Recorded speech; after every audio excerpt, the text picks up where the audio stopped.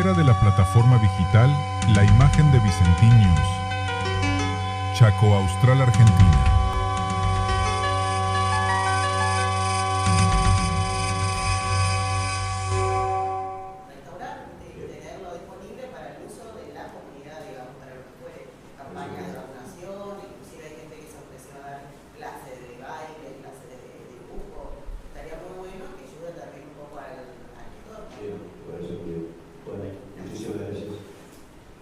Bueno, habiendo más temas que tratar, estamos por finalizar la sesión de las fechas, señores, que nos tenemos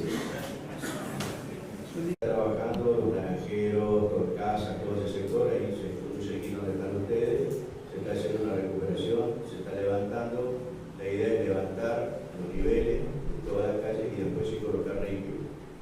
El cupo de ripio que se había dado durante el mes de enero, que habíamos, si se dio en el municipio de Villángel, fueron de 300 toneladas. Alcanza, se necesita, para tener una idea, 60 toneladas de ripio por cuadra, como mínimo. Así que con 300 toneladas era para 5 cuadras. Cuando vino el señor gobernador, le entregó un petitorio para que Vialidad Provincial nos habilite el mayor cupo. Nosotros en realidad necesita como mínimo 3.000 toneladas mensuales de ripio para poder cumplir con toda la demanda de los vecinos, los barrios. La otra opción es empezar a comprar directamente, comprar el municipio. Sabemos, ustedes están sabiendo los números de coparticipación, están llegando al 30-35% de lo que debe entregar, que es otro problema que tenemos.